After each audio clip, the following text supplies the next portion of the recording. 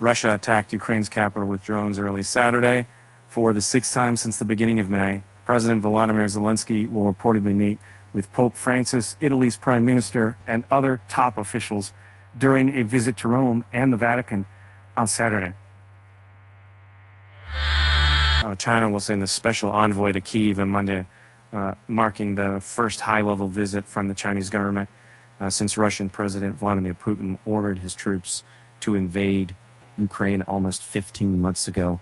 The U.S. and South Africa sought to smooth over a diplomatic row after the American ambassador accused South Africa of supplying arms to Russia. South Africa, U.S. look to ease strain after Russia weapons dust up China to send special envoy to Ukraine. Russia from Monday, I was able to start to talk about inciting most of us world and wide in Ukraine. Cite his gains on Russian troops near embattled Bakhmut. Europe crowned Zelenskiy as new Charlemagne, Andreas Kluth, and there's 2 years, there's new guy, 2 years ago, the injured build, Sever, State and Maroon, they're higher. Poland's defense ministry said a flying object, probably an observation balloon, entered the NATO members' airspace from Belarus to the east. Troops are searching for the object after it disappeared from radar near the town of Ripon, some 150 kilometers, 93 miles northwest of Warsaw. The ministry said Western countries should stop asking when Ukraine's counteroffensive against Russia will start and instead focus on providing the equipment it needs to be successful. Foreign Minister Dmytro Kuleba said before a meeting with European foreign ministers in Sweden, when you fight a war, you need everything from medical vehicles to transport injured soldiers to long-range missiles, armored personnel carriers, and F-16s, Kuleba told reporters at the meeting venue near Stockholm.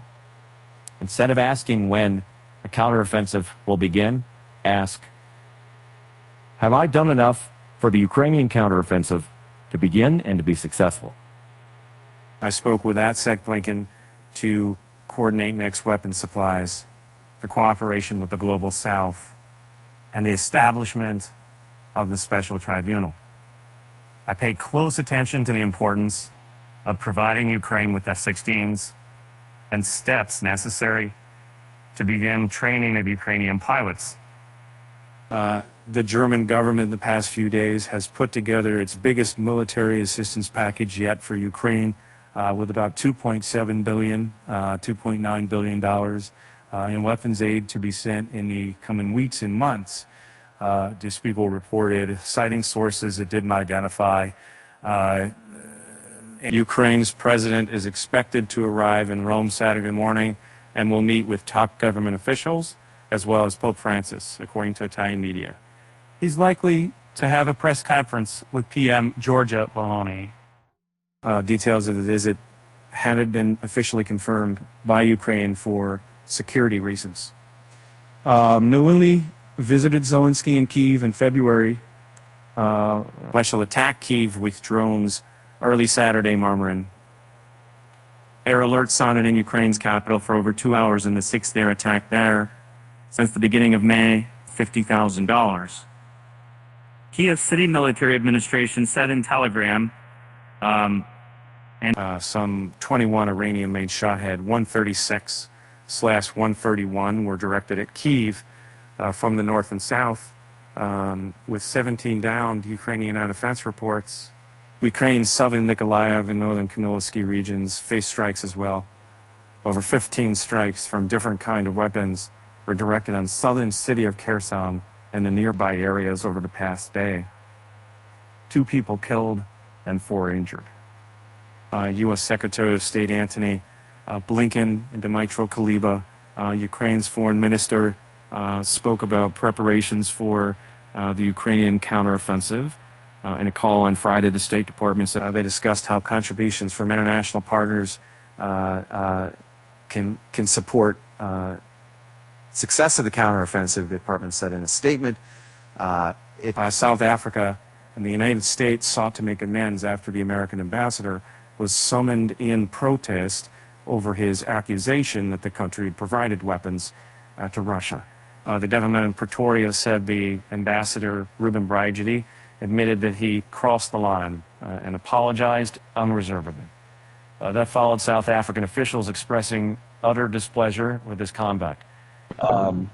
Neither the U.S. nor South Africa addressed the veracity of his claim that South Africa had sent arms Russia for the war in Ukraine.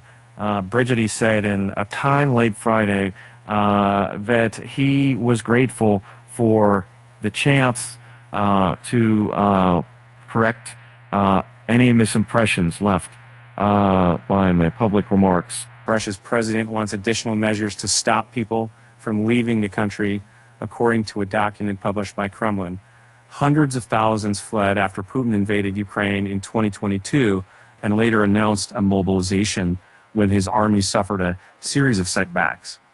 According to Putin's order, immigration from Russia has increased because of changed social economic conditions, and it is necessary to adopt additional financial, social, and other mechanisms to keep human capital and reduce Russian population outflow abroad.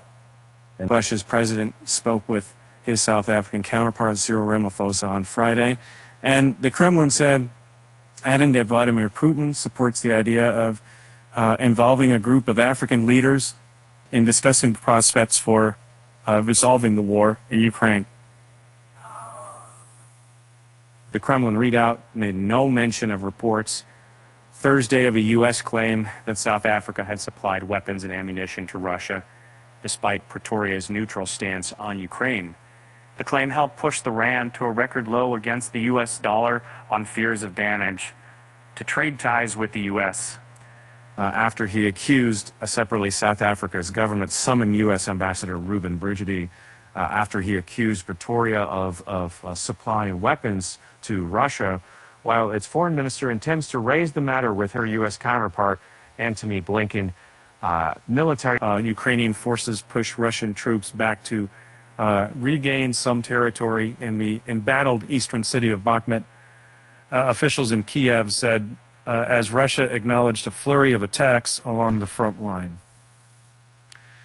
Kremlin troops around Bakhmut, which has been besieged in brutal winning battles for almost a year, pulled back as much as 1.5 kilometers in some areas over the last 24 hours.